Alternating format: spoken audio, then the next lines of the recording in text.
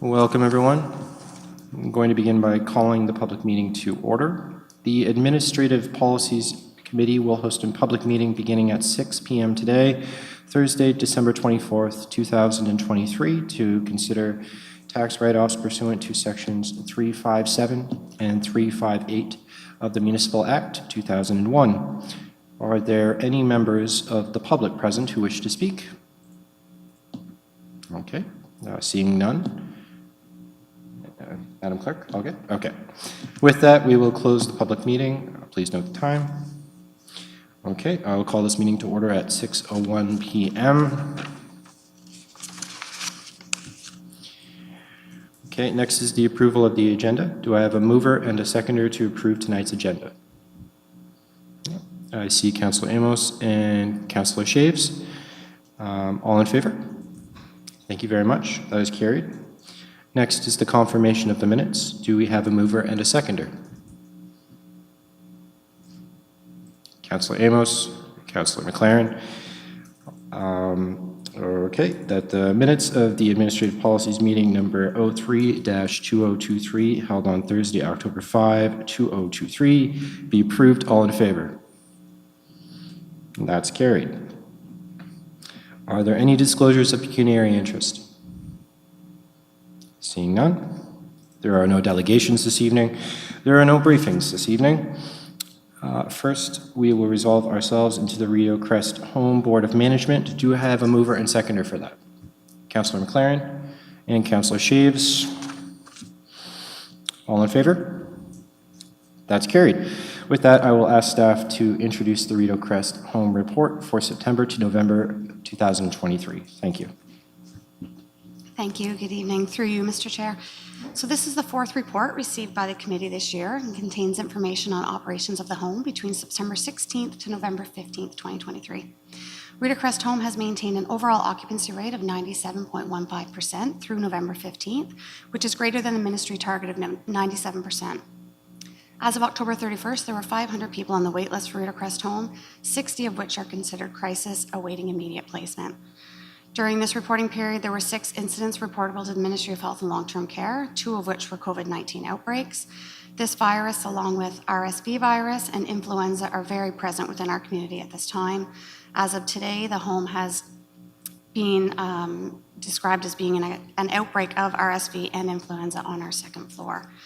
The Ministry of Health visited the home on September 19th through the 21st to complete an inspection on recently submitted critical incidents. As a result, there were no findings of non-compliance with this inspection. They also inspected the home's infection prevention and control practices, to which there was also no findings of non-compliance. On October 30th, the communications team supported the home by circulating our annual Work-Life Pulse survey to all staff. This survey is circulated and completed on an annual basis to gauge employee feedback on their work environments. We are currently awaiting final results from our extended care partners and will then create an action plan on items requiring improvement and provide that to this committee. We will also have the benefit in 2024 to collaborate with the city on the 360 initiatives, which are aimed at staff wellness and satisfaction. The approved 2023 operating budget for Rideau Crest Home contains just over $6.5 million in municipal contribution. As of October 31st, Rideau Crest had spent just over 73% of this contribution, excluding commitments, which is approximately $645,000 under budget. Some commitments are end-of-year lieu time payouts at approximately $80,000, and final payroll run in 2023 with 3 additional holiday pays at approximately $300,000. Much of the underspend is also directly related to wages. There are a number of factors that contribute to this underspend, such as additional direct hours of care funding received over budgeted at just over $200,000, as well as both daily and long-term vacancies, inclusive of sick leaves and other paid leaves of absence. And I'm happy to take questions if there is any. Okay, are there any questions from the committee? Councillor Amos. Thank you, Mr. Chair, and through you. Ms. Keys, thank you for the report.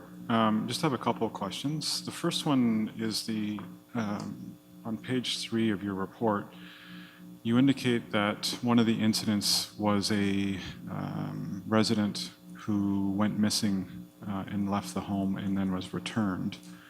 Can you offer some elaboration on that one? It kind of raised my eyebrows. Yes, absolutely. So we are obliged to report any resident that we are do not know their whereabouts for over 3 hours to the ministry. So we have done that through this report.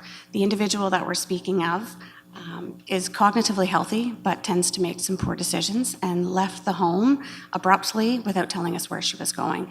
So after that 3-hour mark, we did inform the ministry. We did work with the police and were able to locate her at her son's apartment. So she was missing, but she was not in any harm's way, and we knew that to be the case. She had done this a number of times in the past.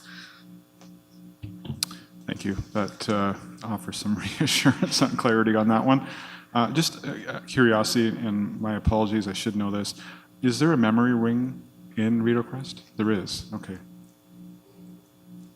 We do have a secure unit to which there's 44 residents on that unit. Okay, thank you. Yeah, I thought there was. The other one you've kind of addressed, and I want to poke at it a little bit, and I poked at it last time too that you were here, and it was the Director of Care, Medical and Nursing budget line of $573,000 underspent. The line seems to be getting worse, and I'll ask the obvious question, and it's just a due diligence on my part. Is there any concern for resident care, knowing that your staffing shortages are contributing to this line? Yes. Thank you for the question. We do not consider this to be a concern in relation to resident care. As mentioned in the overview, some of that underspend is related to additional revenue that we received this year that we had not anticipated at just over $200,000. As well, we do base our budget on our staff schedule to be fully staffed every day on every shift.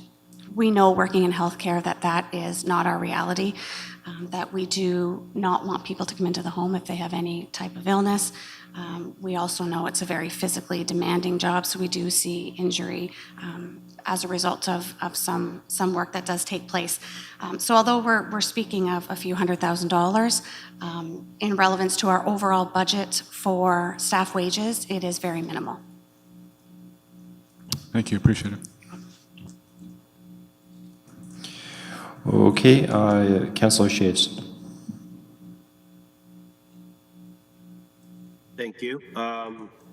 My first couple questions in regards to the chart on page 5 of the report.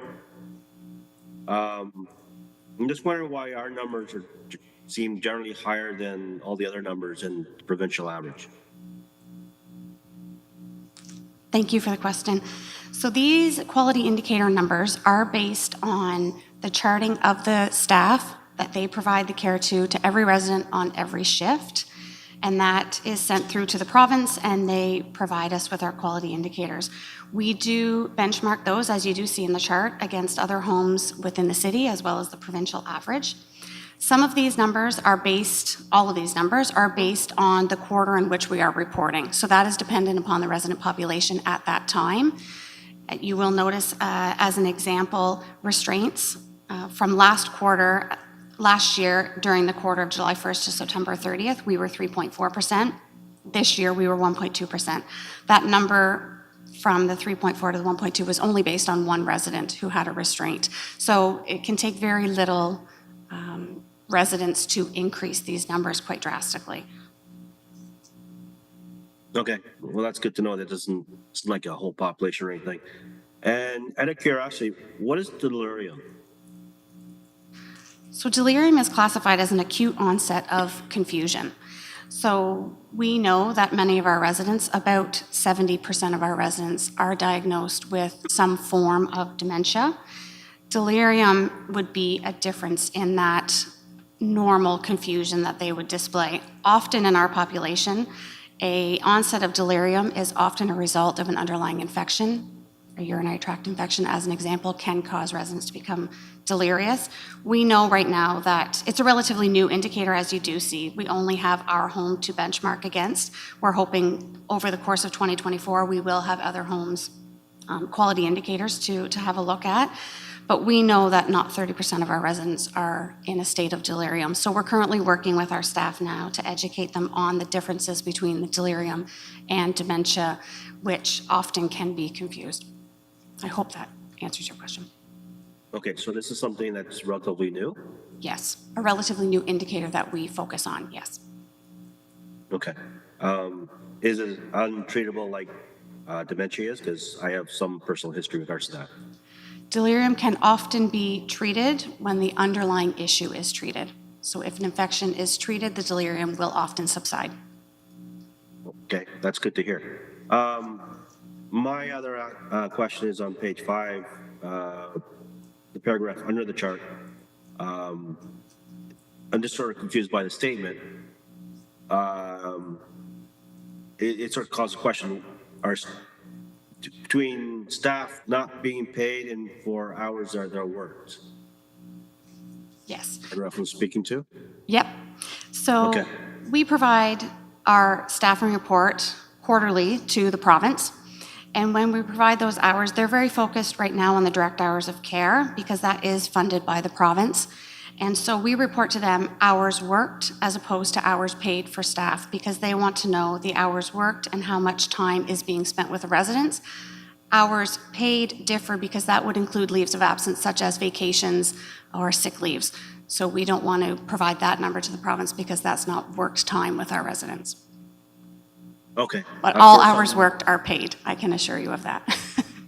That's good to know because what was going through my brain was maybe they were volunteering their hours. But I understand hours paid if they're on vacation or off on leave, that they're not actually physically on site. So, okay. Thank you for that clarification. Okay, are there any other questions from the committee? Are there questions from members of the public? All right, I will need a mover and a seconder to rise from the Board of Management for Rideau Crest Home. Moved by Councillor Shaves and Councillor Amos. All in favor? That's carried. We're on to the next item of business, tax write-offs pursuant to the Municipal Act 2001. Can I please have staff introduce the report? Thank you.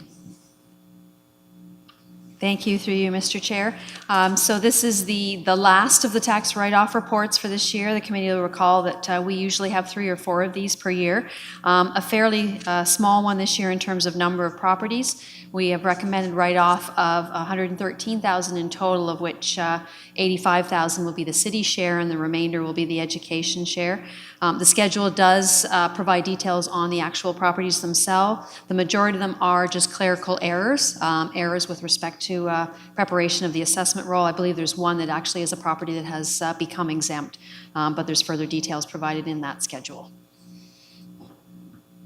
Okay, thank you very much. Are there any questions from the committee?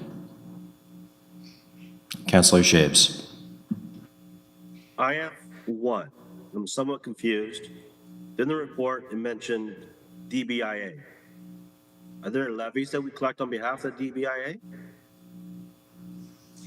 Yes, thank you, through you, Mr. Chair. So yes, we do collect a levy on behalf of DBIA as a business improvement area.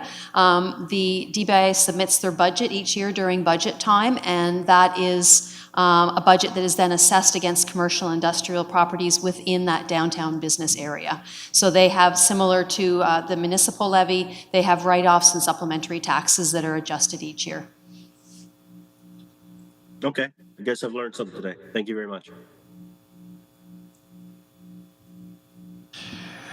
Are there any further questions for members of the committee? Councillor Amos. Thank you, Mr. Chair. And through you, just a very quick question, CFO Kennedy. Is there any, I recognize this is a very low amount, any sort of implications with the budget with this number? Thank you. Through you, Mr. Chair. No implications with budget. This amount will be charged to the 2023 account for write-offs. We have a budget of about $1 million a year for tax write-offs and adjustments, and so that will be within that budget for 2023. Perfect. Thank you. Okay, are there any other questions from members of the committee? No? No questions from members of the public? I will now ask if there is a mover and seconder for the recommendation that the Administrative Policies Committee recommend as follows: that Council approve cancellation, reduction, or refund of taxes pursuant to applications made under Sections 357 and 358 of the Municipal Act 2001, totaling $113,198.80.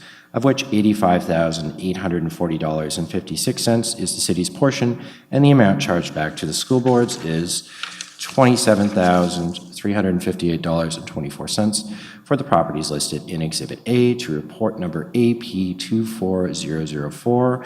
I saw Councillor McLaren, you moved that and seconded. Councillor Amos, all in favor? That is carried. Our last item of business is item C, uncollectible tax write-offs and tax sale provisions under the Municipal Act 2001. I will now invite staff to introduce this report. CFO Kennedy, thank you. Thank you, Mr. Chair. So this is another report with respect to writing off some uncollectible taxes. So these are properties that we need council approval to actually remove them from the tax roll.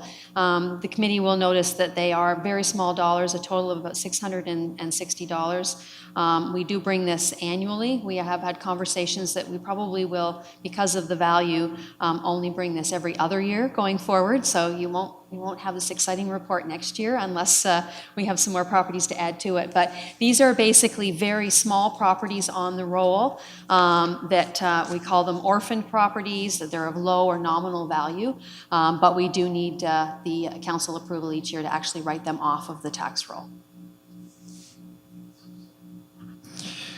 Are there any questions from members of the committee? No? Okay. And none from the public. Okay, we'll need a mover and a seconder for the recommendation that Administrative Policies Committee recommends to Council that Council authorize the City Treasurer to write off uncollectible taxes in the amount of $663.85, of which $556.47 is the city's portion, and the amount charged back to the school boards and Downtown Kingston Business Improvement Association is $99.18 and $8.20 respectively for the properties listed in Exhibit A to report number AP 24002. I see Councillor Shaves is moving that, and a seconder. Councillor Amos. All those in favor? Okay, and that's passed. Okay, moving on in the agenda. There are no motions. There are no notices of motion. Is there any other business? Fabulous. There is no correspondence. The next meeting of the Administrative Policies Committee is a special meeting scheduled for Thursday, January 24th, 2024 at 6 p.m. Do we have a mover and a seconder to adjourn the meeting? Okay, moved by Councillor McLaren and seconded by Councillor Shaves. All those in favor? Councillor Amos refused to